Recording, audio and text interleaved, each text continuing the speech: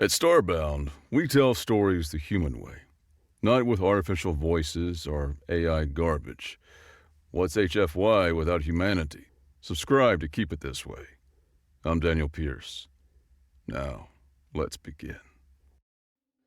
Darian Arkwood stood in the center of the Grand Forum, the only human present. The air, a calibrated mix of nitrogen, argon, and trace exotic gases, carried the metallic tang of ionized particles. Every delegate sat rigid in their seat, appendages still. Above him, the spire's ceiling was a dome projecting distant, living nebulae. This grandeur was built on a lie, and Arkwood had come to collect on the dead.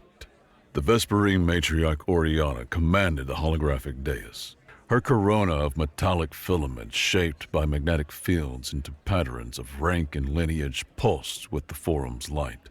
When she spoke, her amplified and translated words filled the chamber with accusations. For generations, humanity has stood apart, she declared, her gestures cutting.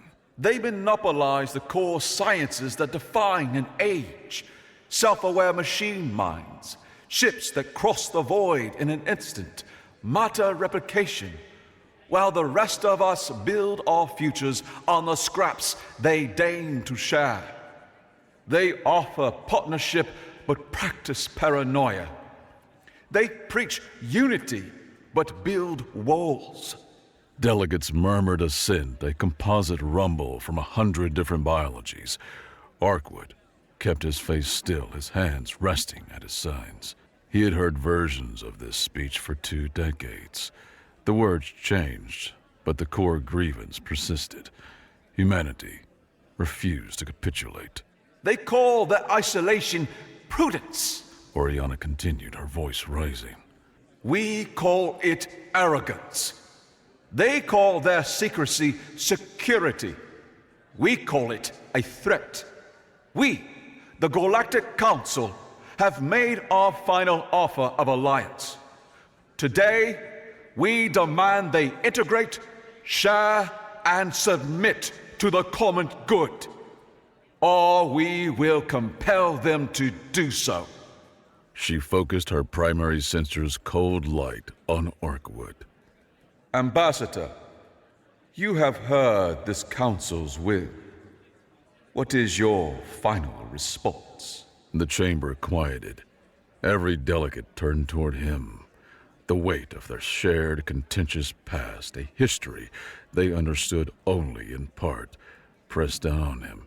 The Basalt Combine's prefect, Growl, a massive, radially symmetric being whose polished resinous plating gleamed, shifted his bulk. 2 of Growl's primary manipulators rested on his console. The delicate sensory filaments at their tips held rigid. They'd shared drinks, debated economic policy. Growl met his gaze, then looked away, dipping his central sensory cluster slowly. Arkwood activated his microphone. He spoke softly, his natural voice loud enough for the sensor's sensitive audio pickups to relay his words. The delegates leaned forward.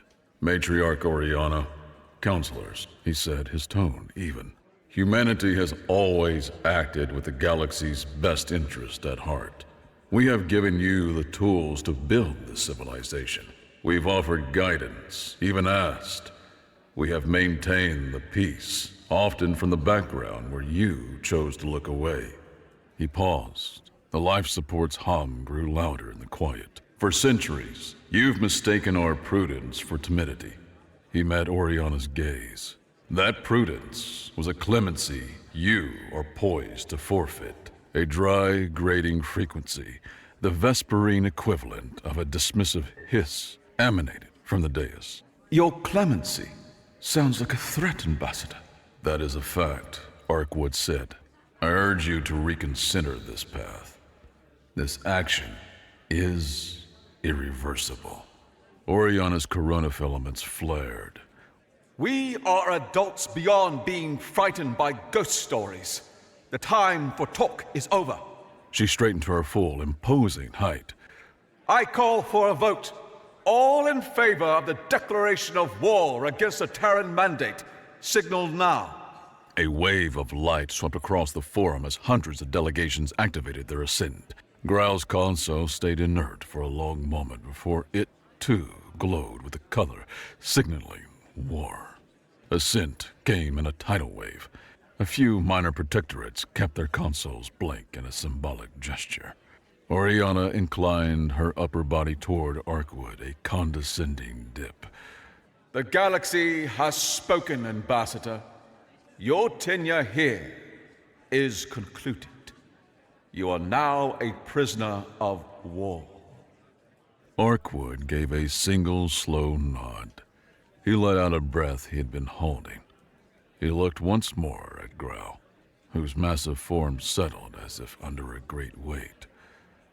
The pretense ended. Far beyond the galactic rim, in the void between the galaxy's star-dusted arms, the rogue planetoid known as the Nexus drifted through perpetual night. A landscape of frozen geysers and fractured ice covered its surface, but a machine formed its heart. Within a sphere of layered carbon fullerene, shielded from every known form of detection, Director Hadeon watched the vote on a monitor that displayed events the instant they occurred. A monitor rendered the Spire's Grand Forum in perfect, silent detail. He observed Oriana's grand standing, the delicate, swelling confidence, Darien Arkwood's still face. He analyzed it all as data. Sentiment was a variable he factored into any forecast. The command center technicians sat at their consoles, their faces illuminated by the data stream's glow. The only sound was the low, constant thrum from atmosphere processors and the whisper from the heat exchangers. This was the Weave's heart, the Galactic Network's secret nexus.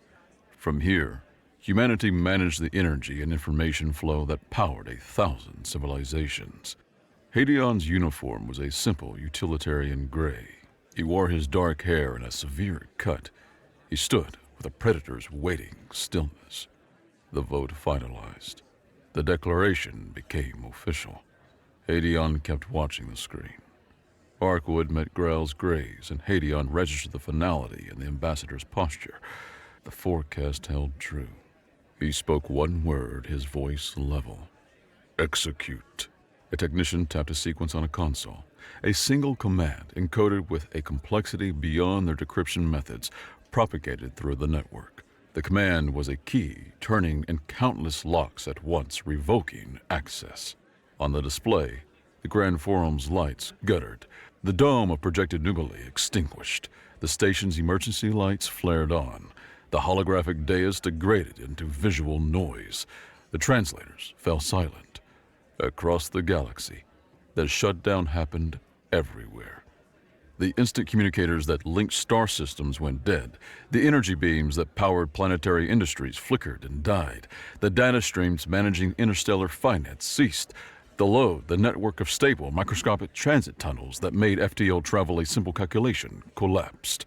Humanity unplugged the great machine of galactic civilization. Back on the Spire, the magnificent chamber fell into a dim half-light. Lurid green chemical strips activating along the walls and aisles provided the only illumination. A murmur rose from the delegates, a discordant jumble of alien alarm sounds. They were adrift. Darien Arkwood stood steady as the main lights died. He drew a small black slate from his jacket pocket, a Weave control node, one of only 3 in existence. Its screen glowed to life, casting a pale, clean light on his face. Panic sharpened the air in the Grand Forum. Shouts echoed in the gloom, raw and incomprehensible. Vesperine guards, their field-hardened forms glinting, moved to surround Oriana, weapons drawn. Other delegations clustered together, their own security details forming protective circles. The symbol of galactic unity became a trap. Then a new light cut through the gloom. The light emanated from Arkwood's datapad, opening a direct, hard-coded connection that bypassed the down network entirely. A tight, coherent beam struck the chamber's dead center and blossomed into a hologram. The image appeared starkly clear in the flickering chaos. The hologram showed Director Hadeon's face. His expression was hard. He swept his gaze over the entire assembly, taking in every detail. When he spoke, the words came directly through their personal comm devices, a point-to-point signal translating itself into each delegate's primary language. The signal whispered into each of their ears. "This is Director Hadion of the Terran Mandate Weave Authority," he said, his tone level, like a man reading a technical manual. "Several centuries ago, my predecessors gifted your nascent civilizations with a core framework technology. You called it the Galactic Standard. We call it the Weave." The murmuring died, the chamber silenced. "The Weave is the bedrock of all your advanced systems," Hadion said. "Your power grids, your communication networks, your FTL drives. You constructed your entire civilization on a support system you took for granted. You used it." He paused. "Your declaration of war is a critical miscalculation. Your assumption of technological parity was a flaw in your strategic forecast. We were merciful. We guided your development. We prevented existential conflicts. We nudged you away from civilizational dead ends. This was, perhaps, a mistake. This mercy created a dependency that has stunted your growth." Hadion's expression became a surgeon's about to make an incision. "This shutdown is a correction. The Weave is now offline. We estimate your civilizations will fall to a pre-industrial level within 300 of this station's planetary rotations. Some will be extinguished." A collective, sibilant gasp from 100 species was the only reply.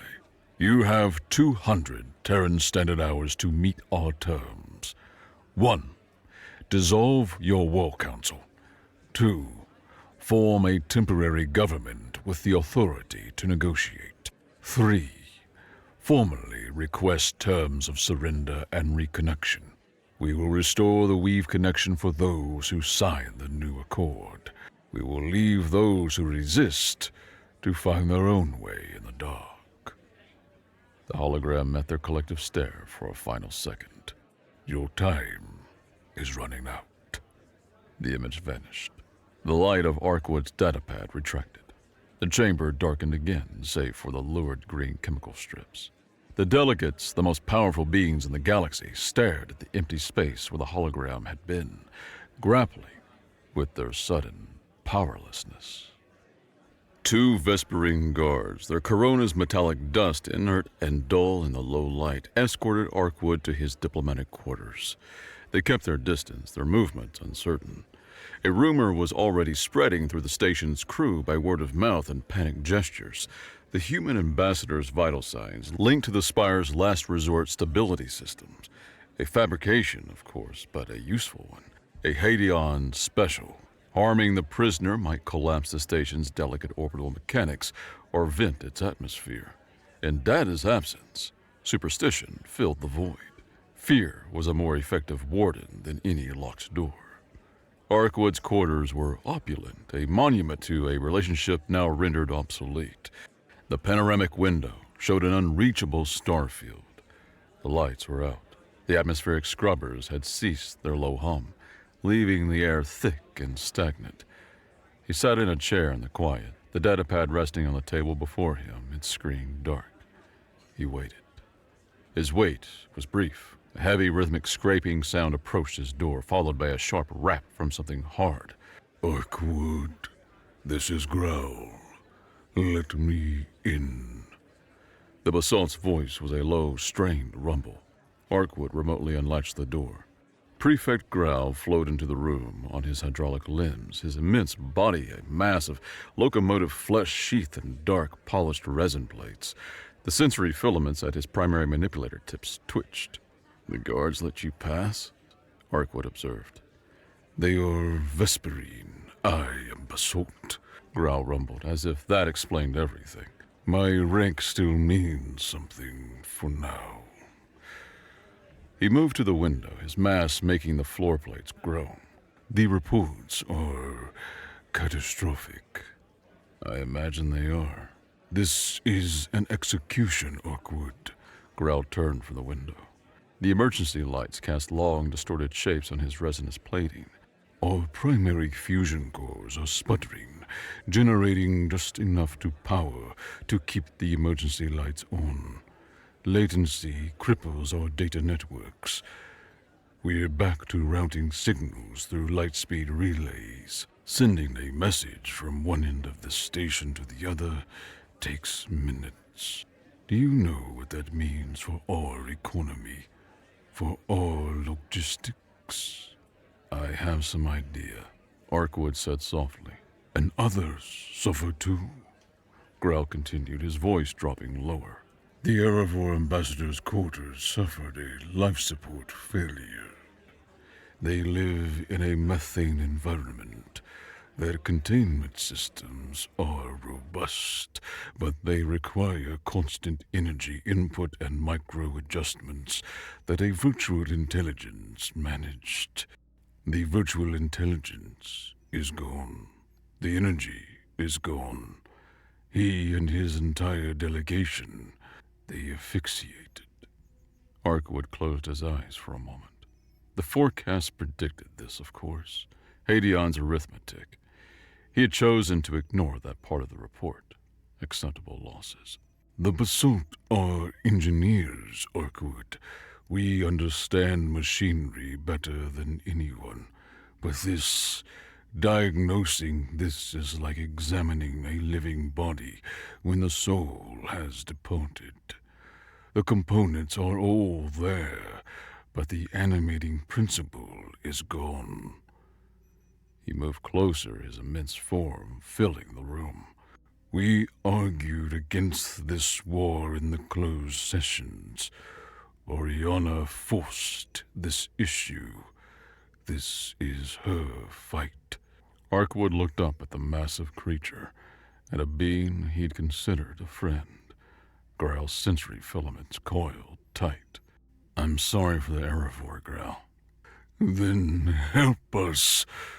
The basalt boomed, his voice cracking. Restore our connection. We will withdraw from the coalition. Arkwood slowly shook his head, the moment's weight settling on his shoulders. The terms are for the Council. The system that declared war must be the system that surrenders. He stood and walked to the table, placing his hand on the datapad. He looked at his friend. You have 200 Terran standard hours. On the Nexus, Director Hadion stood before the main tactical display, a volumetric projection filling the room's center. The display showed the galactic network as a web of light, now guttering and failing. Cascading failure alerts painted entire sectors crimson. Communication failure spread like a contagion, turning entire sectors dark.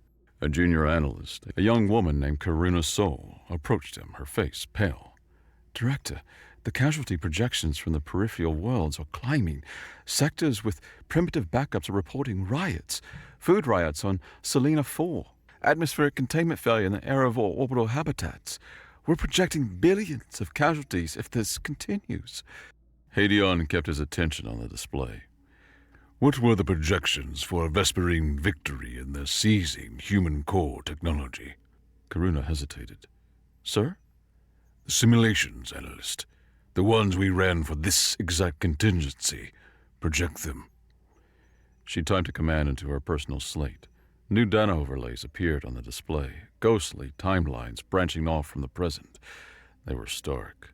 A Vesperine-dominated galaxy, armed with human machine minds and replication technology, launching purification and conquest crusades. They annihilated species that resisted. They enslaved species that submitted. The casualty count in those simulations soared into the trillions. Galactic-scale extinction events. A dark age that would last for millennia. Centuries ago, we saw a galaxy poised for a dark age of endless self-terminating conflicts, Hadion said, his voice calm. The weave was a preventative measure, a cradle. But the Vesperine believe and manifest destiny, their own. They see other species as obstacles or tools. Giving them all technology would be like giving a child a thermal lens, a very, very large thermal lens. He turned to face her. What we're doing is triage, Endless Soul. We're amputating a limb to save the body. The pain is immense, but the alternative is everything's death. He gestured to the display, at the crimson stain of spreading alerts. This demolition is a controlled one. It's messy, it's unpleasant, but it's necessary to prevent the entire structure from collapsing into a galactic conflagration. Monitor the data streams, log the collapses, and prepare the recovery plans. We will lose assets, but we must salvage what we can when the correction is complete. Karuna looked from Hadion's face to the map showing a dying galaxy.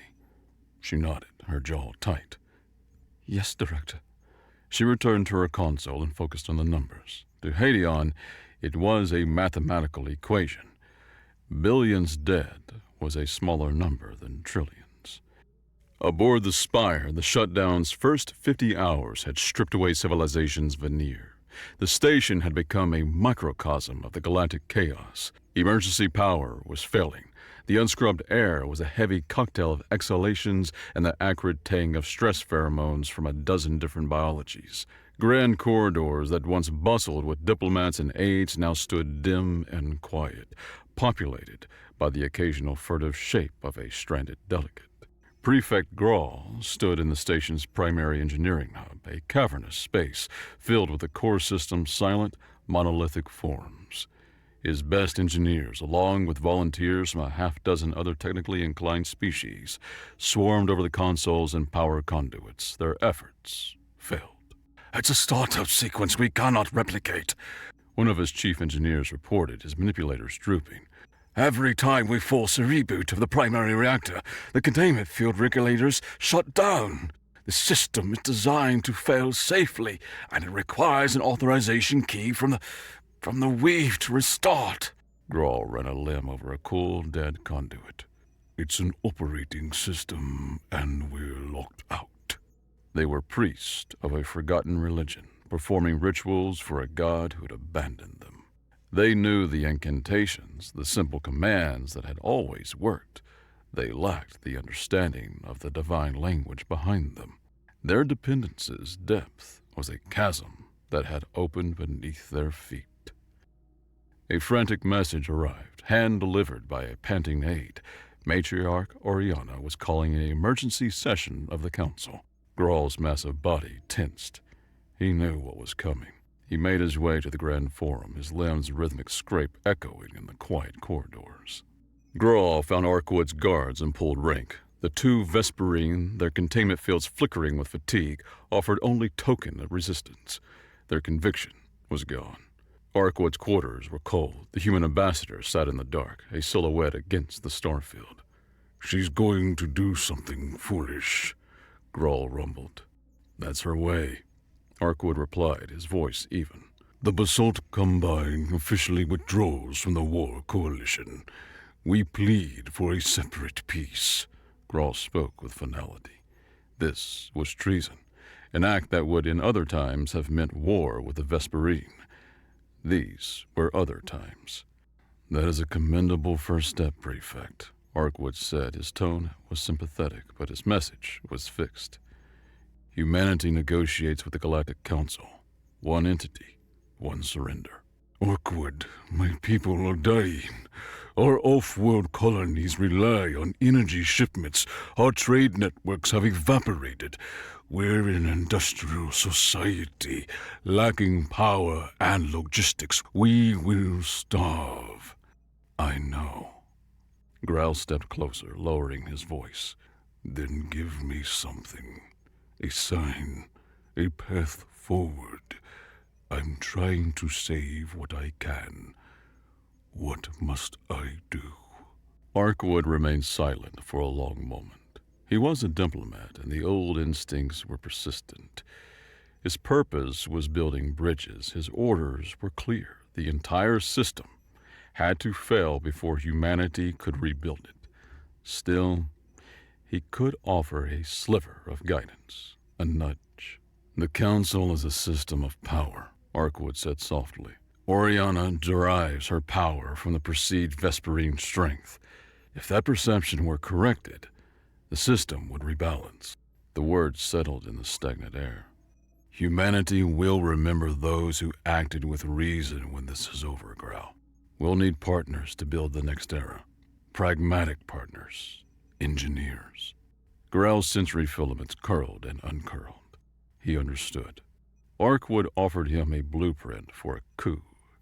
His people's survival price was to tear down the old order from within. I see, the basalt rumbled. He turned and left. His choice's weight remained in the room after he was gone. The focused beams of her guards' emergency power packs illuminated Oriana as she stood on a makeshift dais in the Grand Forum. Her voice, raw and unamplified, vibrated with a defiance bordering on hysteria. This is a cowardly blockade!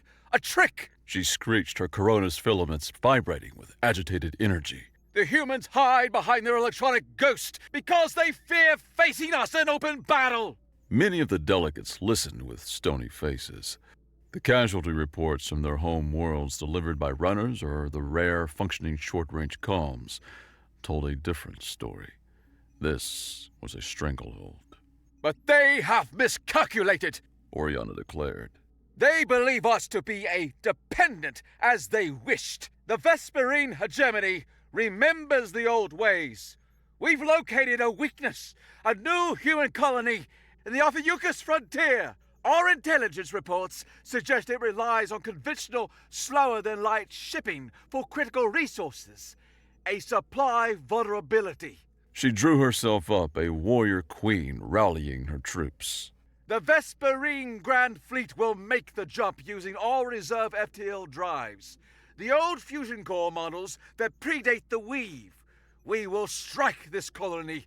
We will take human prisoners. We will seize their technology on the ground. We will show the galaxy what the human flesh is weak, and their tricks cannot save them from steel and fire! The plan, based on the deeply flawed intelligence of a galaxy that had never truly seen its enemy, sounded strategically plausible to the desperate. Renewed fervor washed through her remaining allies. Grawl and the other pragmatists exchanged glances across the dim chamber. This was suicide. The reckless escalation drained the hope from their hearts. Oriana would get them killed.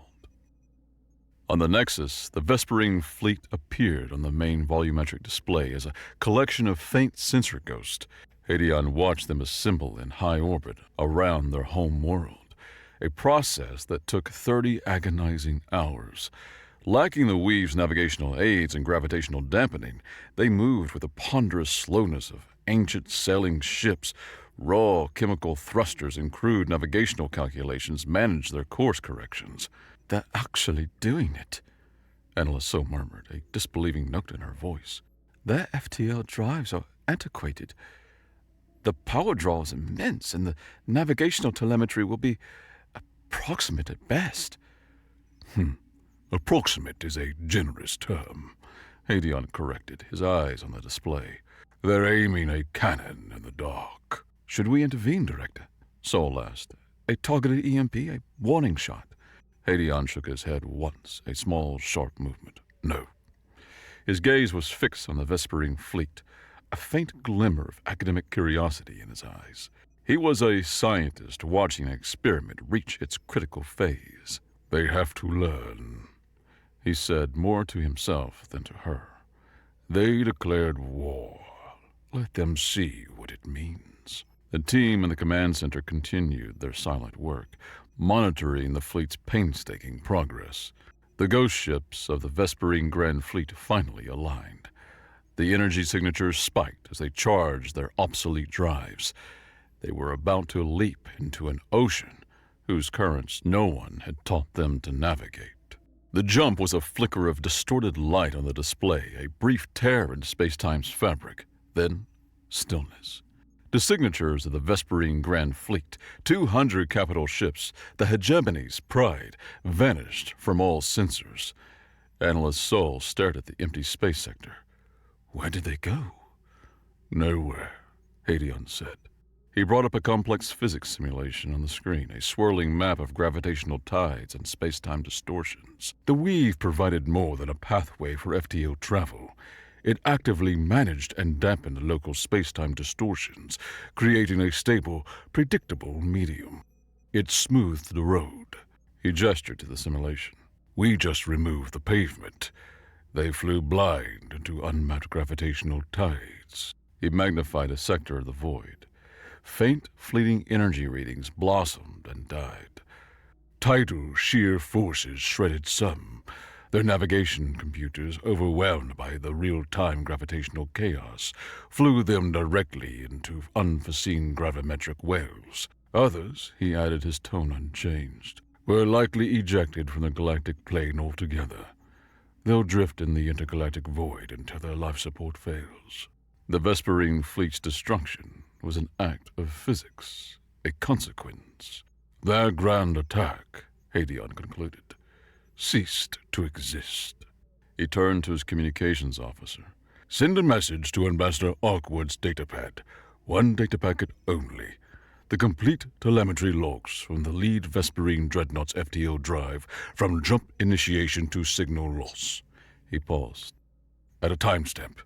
Let them see how quickly it was over. The command center was silent. He had administered the lesson. On the Spire, emergency power had been rerouted to the Grand Forum's main view screen. For hours, it had shown only the Vesperine hegemony's insignia, a symbol of Oriana's defiant promise. Then the screen flickered. A new data stream appeared, raw and unformatted. It was a column of numbers and symbols scrolling with clinical speed, telemetry, vectors, power levels, gravimetric readings, system failure codes. At first, the delegates were confused. Then, Grell, his engineers having briefed him on the principles of the old FTL drives, recognized it. It was a navigation log. The first few lines were stable. Then the numbers went wild. Vector coordinates diverged catastrophically from their plotted course. Containment field integrity plummeted. Hull stress warnings screamed across a dozen subsystems at once.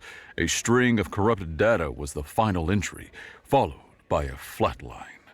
The timestamp showed the entire event from jump to dissolution took less than 3 seconds. A single horrified gasp came from the Vesperine delegation. One of Oriana's aides, a young officer who likely served on one of those ships, collapsed. The chamber's silence was absolute. The data packet was more devastating than any weapon. A death certificate for the entire fleet. A proof of concept. Then, the dam broke. A delegate from the Mercantile Tellurian Guild, a species whose entire fleet had been pledged to Oriana's coalition, rose. He was a tall, commoner being, his form a shimmering aggregation of thousands of smaller organisms, and his colony's collective hum was unnervingly loud. He focused his distributed optical sensors on Oriana, then deliberately turned his column away from her. One by one, others followed his lead. The Vereen hegemony, species that had joined her war council out of fear or opportunism, now saw only the abyss. The chamber erupted in a chorus of accusations, a tidal wave of terror and rage directed at the Vesperine matriarch. They screamed at her, their voices a mess of fury, but the meaning was universal. She had led them to ruin. The scene ended with Oriana standing alone on her makeshift dais, her guards shuffling nervously.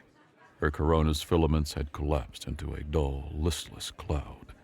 The galaxy's most powerful leader had become a pariah in her own court. Grell moved before the chaos could crest, a boulder parting the waters. He gathered the pragmatic species leaders, the Telrulians, the Vereen, a dozen others. The decision was immediate and unanimous. He formally requested an audience with Ambassador Arkwood.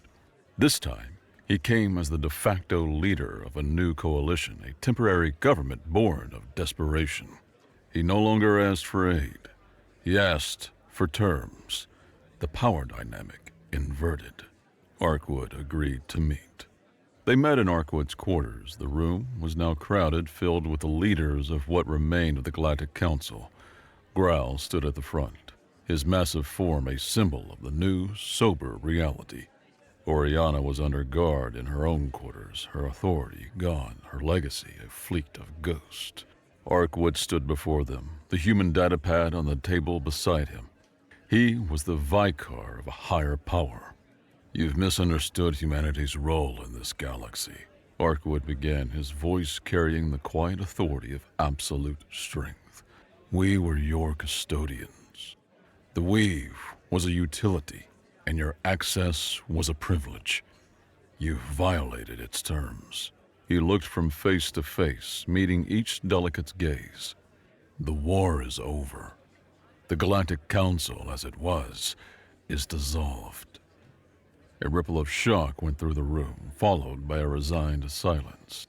Humanity will restore the weave. It will be a service we provide.